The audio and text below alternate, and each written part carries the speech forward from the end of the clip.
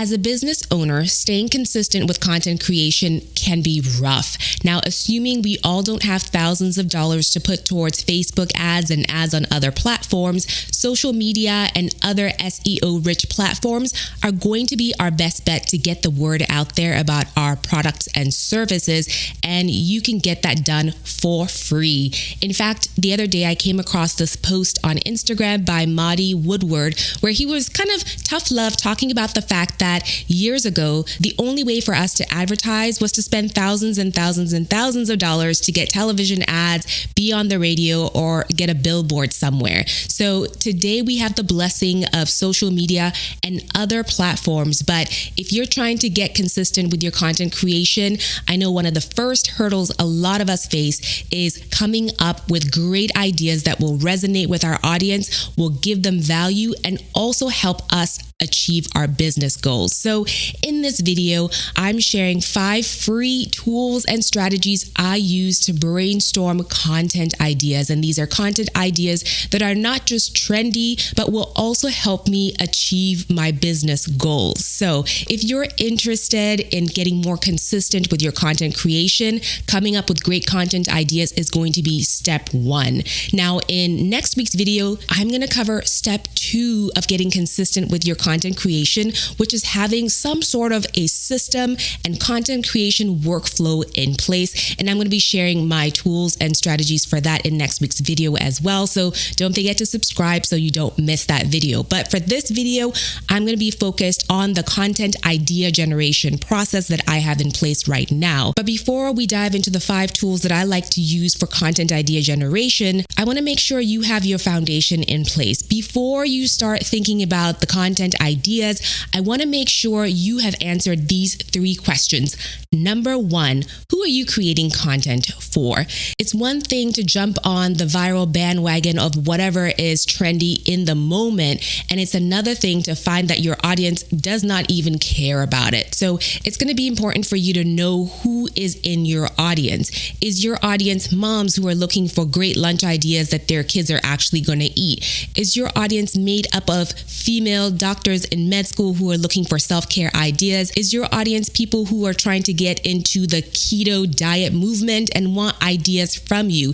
You have to be clear on who exactly is in your audience, because it gives you an idea of what their mindset is, what frame of mind they're in, and what they are looking for in order to help them where they are. So for example, on this channel, I create content for people who currently have a 9-to-5 but are looking to build a side business. Some of you already have side businesses and you're looking to grow it to a point where it can be a fully fledged stream of income for you, or you can quit your 9-to-5 and run that business full time. So I create content specifically for that audience, and everything I create is something that I know is going to benefit you as my audience. So have that in mind as you are creating your content. The second question to answer for yourself is, what is my goal for creating each and every piece of content? When I think about creating content, I have 3 goals in mind. The first goal is to grow my audience. It's to attract new people to my platform, is to get new eyes. And in order to do that, I often have to jump on trending topics because I know that's going to bring new people to my page. The second goal I have is to nurture the people who are already here. So once they get the candy type content, I like to call it, once they're introduced to me, I want to be able to help them along their journey by giving them information that's going to take them from point A, where they're just looking to launch a business, to point B, where they're able to actually make money running their business. And my third goal for posting content is to sell, is to create revenue for myself, for my business through that content. And so you want to be mindful of why it is you're creating content and what purpose each piece of content you are creating is going to serve as you're building your business. And the third question you want to ask yourself is, what are your content pillars? Now, think of content pillars as categories or folders that you put each of your content ideas in. This helps you stay organized and on topic so that you're not jumping on the bandwagon anytime something cool to talk about comes up.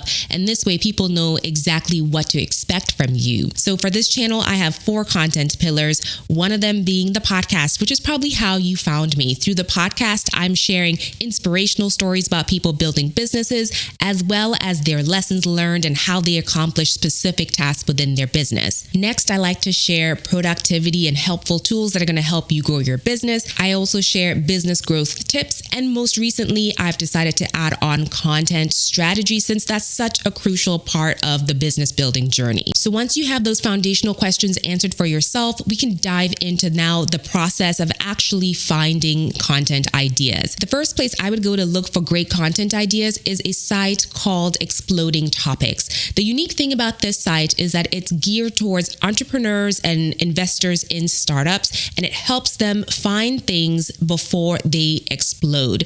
Now, this is great for you as a content creator because you can create content and be a first mover, and other people will have to reference your work and add on to it, or they will just share your work because you're the first one to talk about something interesting. So if you like to be on the cutting edge, if you like to be a trendsetter, this would be a good site for you to browse. It helps you understand how many people have been searching for it in a specific span of time, whether it's 6 months or the last year or 5 years. They also do have a weekly newsletter that they send out for free. And in fact, in last week's newsletter, I learned about a new brand of pea milk. I already love oat milk, and now I've learned that there's a new brand of pea milk. And if I were an investor, I'd start looking into some of the stats that they shared about this specific brand. Or if I had some sort of a nutrition-based channel, I would talk about pea milk and how it measures up to oat milk as a substitute for dairy products. So you kind of get where I'm going with this. Be a first mover with this particular place for searching for content ideas. The second place to find content is extremely underused, and that is in the comments section of your content, or if you don't have any content yet, in the comments section of people who are posting the type of content that you would like to post. I want to reiterate here that you're not necessarily interested in the main piece of content that's posted by other people.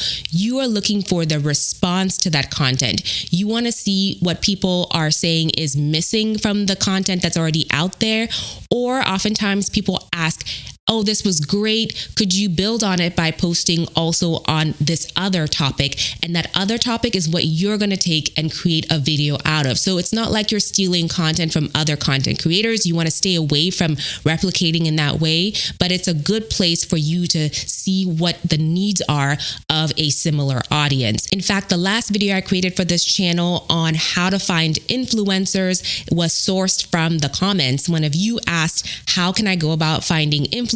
And I thought, okay, this is a great topic that I have experience with. Let me go ahead and create a video about it. And the response to it has been great so far. So this is something that is free to access. It just requires that you read through information that's out there and put on your content creator hat and figure out how it is that you can be helpful to the people in the comments by creating content that they seem to need. Okay, so that's number 2. Now, the number 3 place to find content ideas is something that you've probably seen before. It's been hiding in plain sight, and you probably didn't realize that you could use it as a source of content ideas, and that is Google Images. Whenever you search out a topic on Google Images, you will find that Google creates tags on top of the images, and it's simply a way for you to see what the other relevant topics are that are associated with the keyword that you searched. So for whatever keyword you searched for, I would take that keyword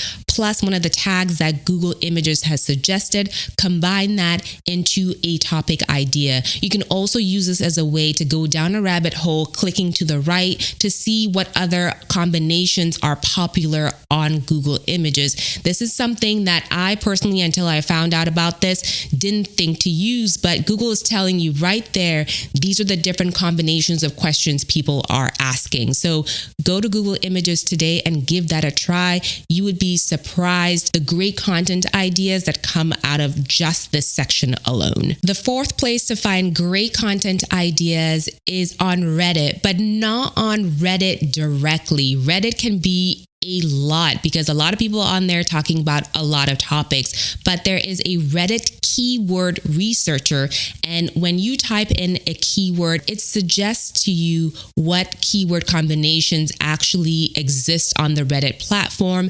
And not only does it let you know how many people per month are searching for those keywords, it also gives you context. If you click on the context link, it takes you into Reddit and you can see what conversations are taking place around the keyword that you have searched for. And this is your opportunity to kind of eavesdrop on existing conversations and pull out threads that are going to be relevant for you or that you feel comfortable creating content around. So if you have never been on Reddit, this is a great way for you to go in with an experience that's a little bit more catered to what you are doing, as opposed to getting lost in the sea of content and information that's already out there on Reddit. The next place I would go for great content ideas is your competitor's YouTube channel.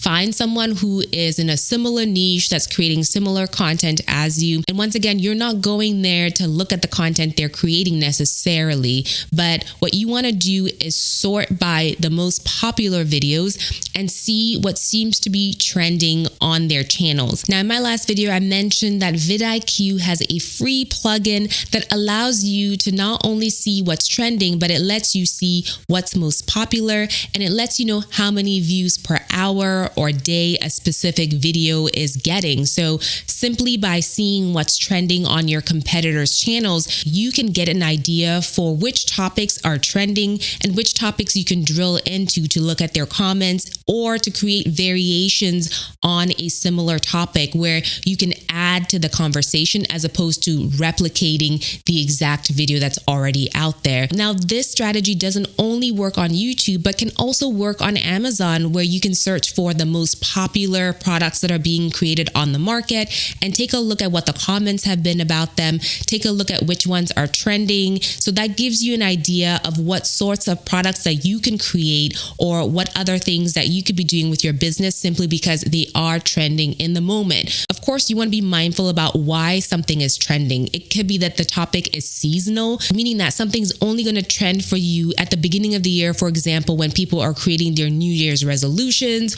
or at the end of the year, for example, when people are creating holiday gift guides. So you want to be mindful of why it is that certain topics are trending so that you can make sure that you are being timely with the content that you're releasing. So of course, I've only shared 5 places that you can find these great topics for your content.